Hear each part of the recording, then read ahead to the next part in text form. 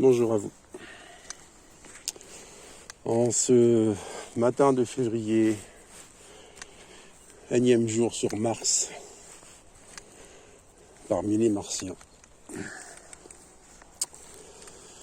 Puis ce matin, j'ai ça en tête, plus royaliste que le roi. La question était, pourquoi Judas a-t-il trahi Jésus? Première nouvelle, il semblerait que ce fut parce que, face au refus de Jésus d'accepter d'être proclamé roi, Judas aurait été profondément déçu et par conséquent il l'aurait donné aux Romains.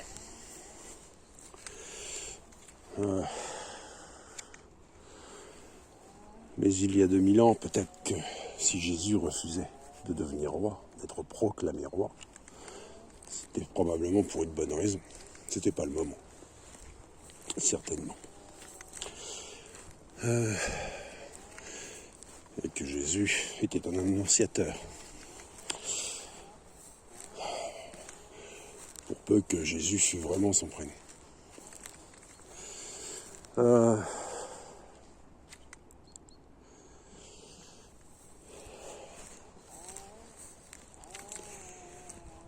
Plus royaliste que le roi.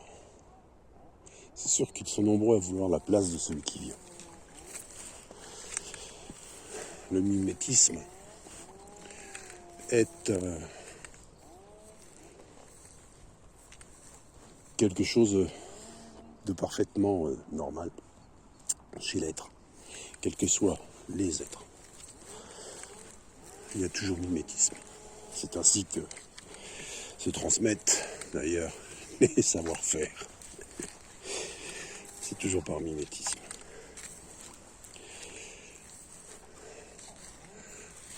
Et pourtant, Kiki, tu seras comme Kylian Mbappé. Mais tu auras ton style à toi. Parce qu'il faut toujours avoir son style, son propre style et être soi-même.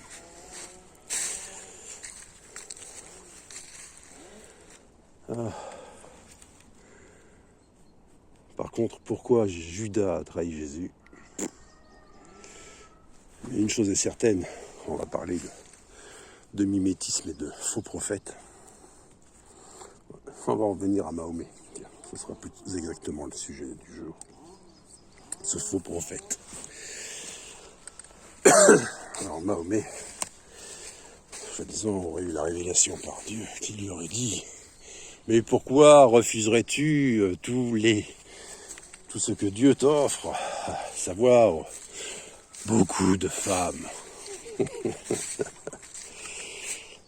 Alors, déjà rien que ça pose problème. Pourtant, on vous dit de prendre exemple sur les animaux, n'est-ce pas? Mais n'êtes-vous pas des anges? Quel est le lien entre l'ange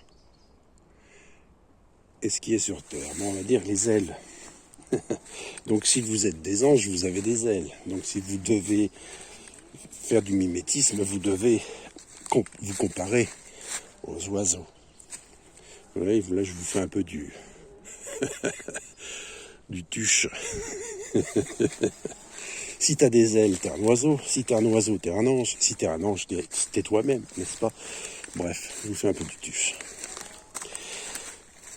Bah oui, parce que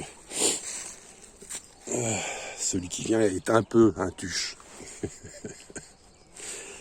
Mais voilà. Donc,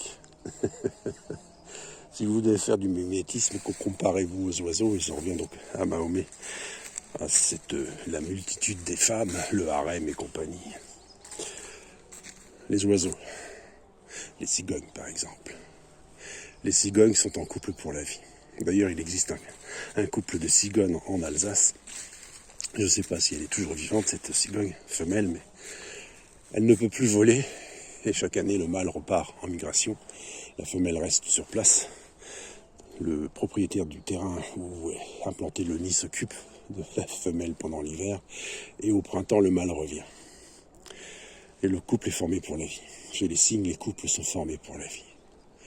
Chez les canards, bien souvent aussi, les couples sont formés pour la vie. Chez les oiseaux perruches inséparables, les couples sont formés pour la vie. Le seul qui fasse le con, c'est le coq avec sa basse-cour. Mais, chacun son truc. Les corbeaux forment des couples pour la vie. Les pies forment des couples pour la vie. Les oiseaux, en règle générale, sont 1 plus 1 égale 2. Ils sont un couple. Donc, si vous voulez faire du mimétisme, et pour en venir donc à Mahomet, à ce faux prophète, je le répète, Dieu n'est pas une religion, et Dieu est encore moins un religieux.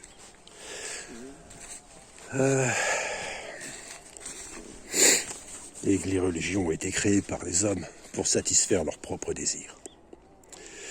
Et Dieu n'a jamais envoyé ni de marchands, ni de guerriers sur terre, mais toujours des bergers. Il n'y a que le bouc qui soit seul au milieu des chèvres. Bon, il y a aussi le bélier, mais c'est pareil, ils ont toujours des cornes. Au final, bon, sur ce sera la réflexion du jour, et je vous souhaite une excellente journée.